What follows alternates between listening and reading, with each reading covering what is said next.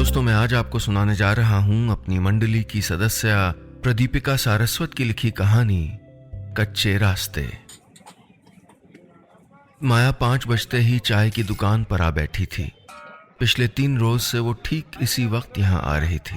इसलिए नहीं कि ठीक 5 बजे माया को चाय की तलब उठती थी, बल्कि इसलिए कि ठीक इसी वक्त आईआईटी की आखिरी क्लास खत्म होती थी और जैसे माया कभी आती थी वैसे ही ठीक 20 साल बाद वो दोनों भी माया और आनंद की तरह सीधे यहीं आते थे।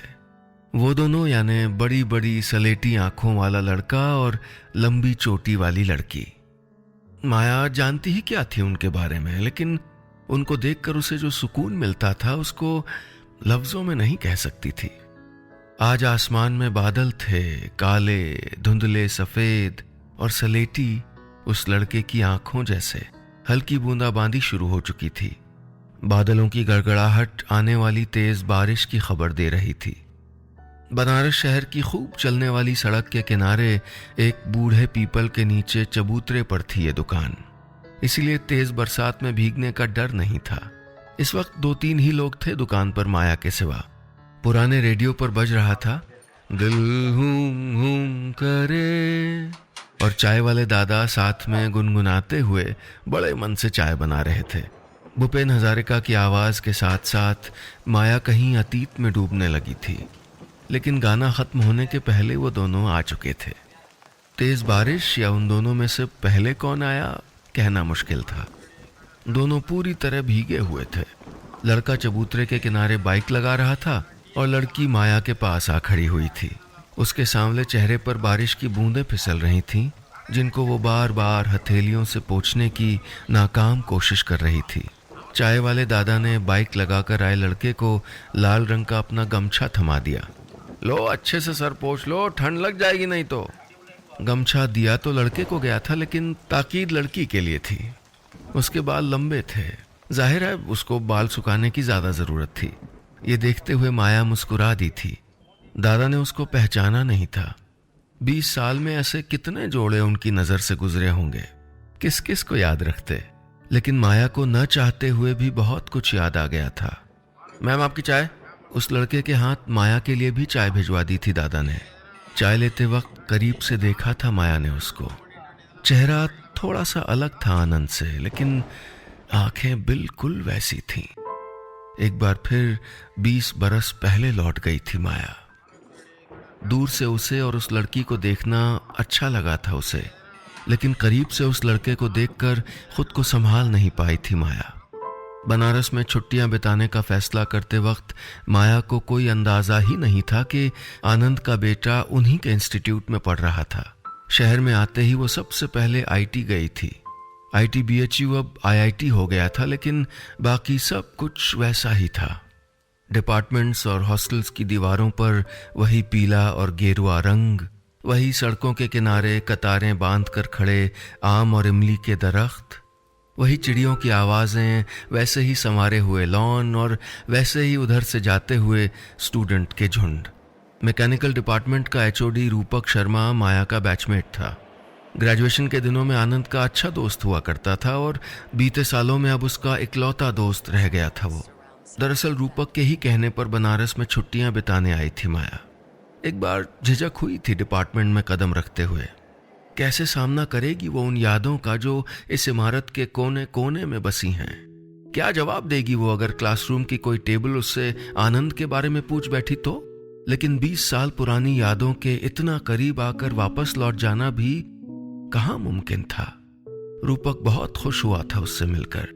देर तक दोनों पुराने दिनों और पुराने दोस्तों को याद करते रहे थे। 6वां सेमेस्टर अभी उसी कोने वाले क्लासरूम में बैठता है, रूपक ने कहा तो बेख्याली में उठकर खड़ी हो गई थी वो। उसी क्लास में तो प्रपोज किया था आनंद ने उसको। वहीं माया का पहला खत पकड़ा गया था। उसी क्लासरूम में आनंद ने पहली बार उसके लिए अपने दोस्तों से झगड़ा किया था, और वहीं उन दोनों ने डेस्क पर कंपास से खुरच खुरच कर अपना नाम लिखा था। दोनों उस कमरे में जा पहुंचे। स्टूडेंट लैब में थे तो क्लासरूम खाली था और बस 1-2 सीटों पर बैग रखे हुए थे। बीच की रो में चौथी डेस्क पर बैठा करते थे आनंद और माया। आनंद का डी अब उल्टे सी जैसा दिख रहा था और माया का एम टेढ़े ए जैसा। लेकिन धुंधले ही सही, उन दोनों के नाम अब भी उस डेस्क पर मौजूद थे। अभी तक उसी पुराने फर्नीचर से काम चलाया जा रहा है। अरे अब तो IIT बन गया इंस्टीट्यूट, कुछ तो स्टैंडर्ड बढ़ना चाहिए। माया ने यादों को पीछे धकेलते हुए मजाक करने की कोशिश की थी। तुम और तुम्हारा स्टैंडर्ड, तुम जरा भी नहीं बदली माया। रूपक ने सर्द होकर कहा तो उसे तुरंत अपनी गलती का एहसास हो गया। इसी स्टैंडर्ड ने तो दूर कर दिया था माया को आनंद से। आओ तुम्हें किसी से मिलाता हूं। क्लासरूम से बाहर निकलते वक्त रूपक ने कहा तो माया को लगा शायद उनका कोई और बैचमेट यहां होगा। आनंद का बेटा यहीं पढ़ रहा है, अपने ही डिपार्टमेंट में है, मिलोगी? रूपक की आवाज बिजली के तार की तरह छू गई थी उसको। कहना मुश्किल था कि उसे अच्छा लगा था या बुरा। बुरा तो नहीं ही लगा था, हाँ कोई कीमती चीज खो जाने के बाद की घबराहट जरूर महसूस हुई थी। आज नहीं रूपक, थक गई हूं, अभी हूं बनारस में कुछ दिन, मिल लूंगी। कुछ थके हुए और कुछ उलझे हुए लहजे में जवाब दिया था उसने तो रूपक समझ गया था कि यह सही वक्त नहीं था। रूपक को बहुत कुछ बताना था माया को। अच्छा छोड़ो, 5 बजने वाले हैं, चाय तो पीती हो ना? रूपक ने उसके चेहरे को अपने चश्मे के पीछे से पढ़ते हुए पूछा था। हेल्थ कॉन्शियस माया सालों से चाय के नाम पर ग्रीन टी पी रही थी, लेकिन रूपक के इस ऑफर को ना नहीं कह पाई थी। इंजीनियरिंग के दिनों में 5 बजने का मतलब ही होता था चाय। हैदराबाद गेट पर भीम दादा की चाय। न जाने कितनी शामें आनंद के साथ वहीं बैठे बैठे रातों में ढलते देखी थी माया ने। रूपक की गाड़ी के ठीक पीछे एक बाइक आकर रुकी।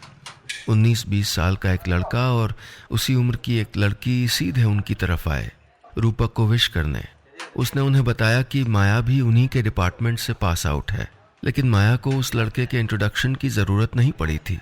उसकी आंखों के रंग, उसके चेहरे की बनावट ने उसकी पहचान की चुगली कर दी थी। आकाश सिन्हा, यही नाम तो सोचा था माया और आनंद ने अपने होने वाले बेटे का। उस नाम को एक अनजान लेकिन उतनी ही जानी पहचानी शक्ल के साथ जोड़कर देखना आसान नहीं था माया के लिए। चाय का एक एक घूंट बड़ी मुश्किल से अंदर उतरा था। उसके माथे का पसीना, उसकी आंखों का गीलापन और उसके भीतर उठता तूफान रूपक की अनुभवी आंखों से छुप नहीं पाया था। चाय खत्म करके वो उसे उसके होटल छोड़ाया। उस रात माया ने वो सब किया जो उसने पिछले 20 सालों में नहीं किया था। पहले तो वो खूब रोई थी, अपने भीतर की मजबूत औरत को किरच किरच बिखर जाने दिया था उसने।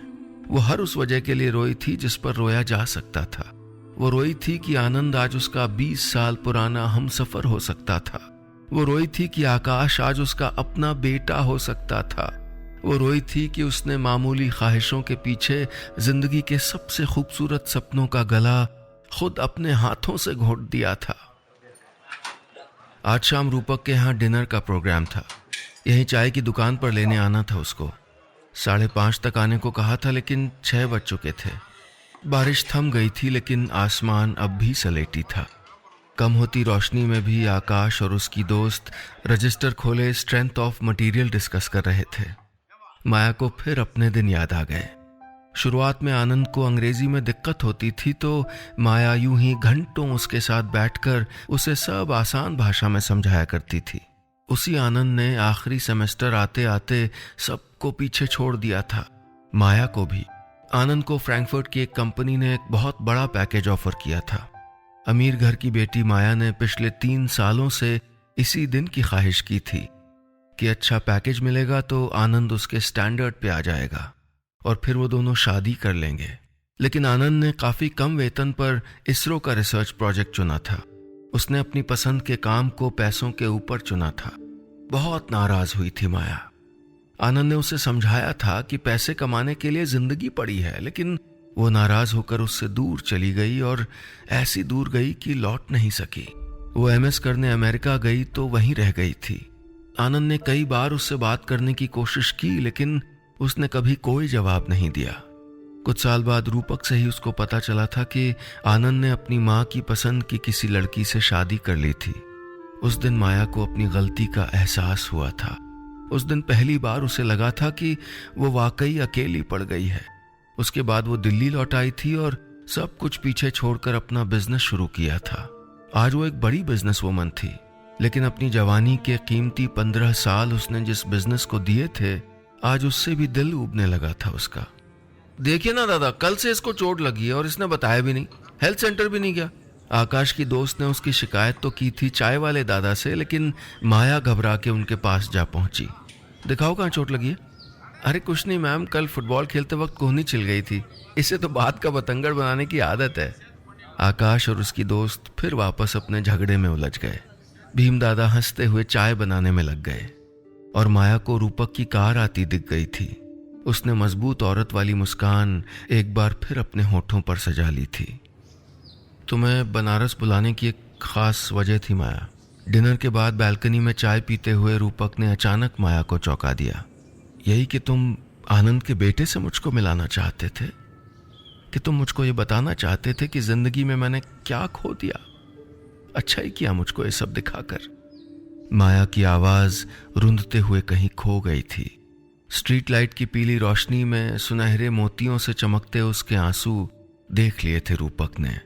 कुछ देर तक वो भी नहीं समझ पाया था कि कैसे वो माया को बताए कि उसे यहाँ बुलाने की वजह इससे कहीं और बड़ी, इससे कहीं ज्यादा दर्दनाक थी। आनंद की कीमोथेरेपी चल रही है माया, उसके पास ज्यादा वक्त नहीं है। बहुत हिम्मत जुटाकर रूपक बोल पाया था। माया को एक बार भी यकीन नहीं हुआ, लेकिन रूपक के हाथ में कांपते प्याले और तश्तरी की आवाज ने शक के लिए कोई गुंजाइश नहीं छोड़ी। ये क्या कह रहे हो तुम? माया को लगा कि जैसे एक बार फिर से वो अपना सब कुछ खोने जा रही थी, वो सब कुछ जो उसकी जिंदगी में मायने रखता था।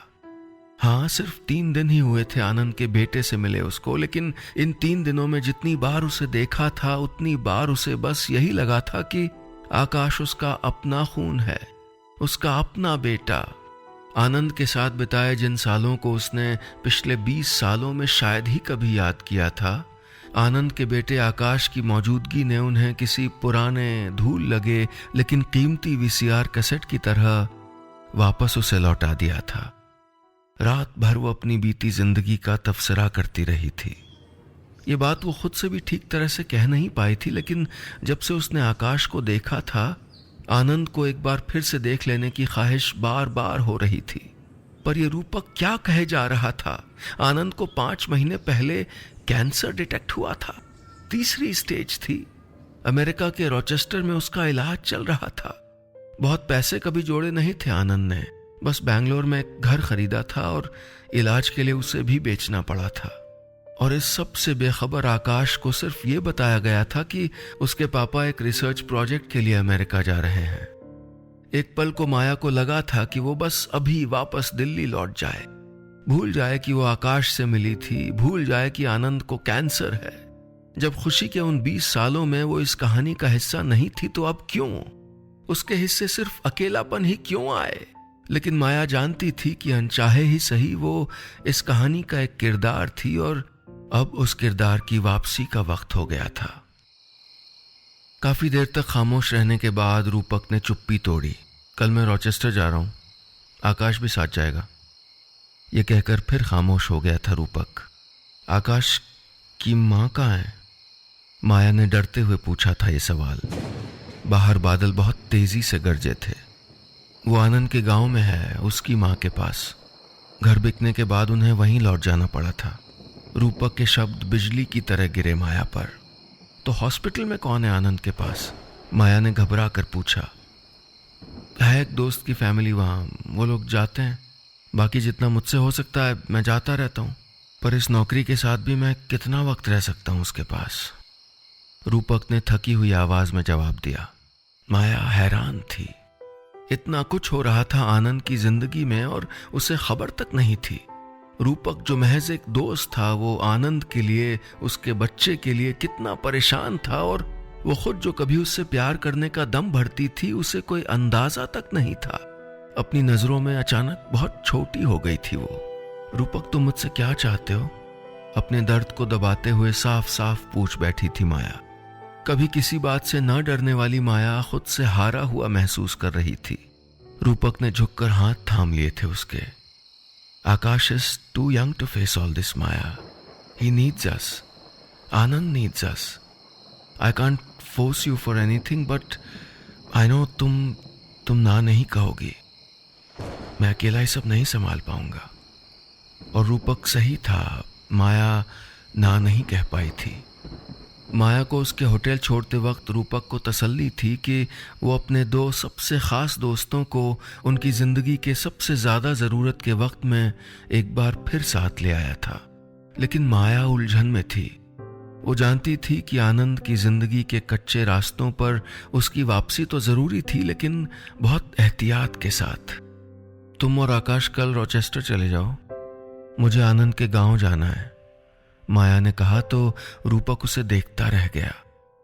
मेरा वहां होना जरूरी नहीं है ना रूपक, इस वक्त उसकी वाइफ को उसके साथ होना चाहिए, माया ने विंडशील्ड के बाहर देखते हुए कहा। तुम बहुत हिम्मत वाली हो माया, रूपक बेसाख्ता कह गया। कई बार ज्यादा हिम्मत होना भी अच्छा नहीं होता। माया ने कम अल्फाज में बहुत कुछ कह दिया था।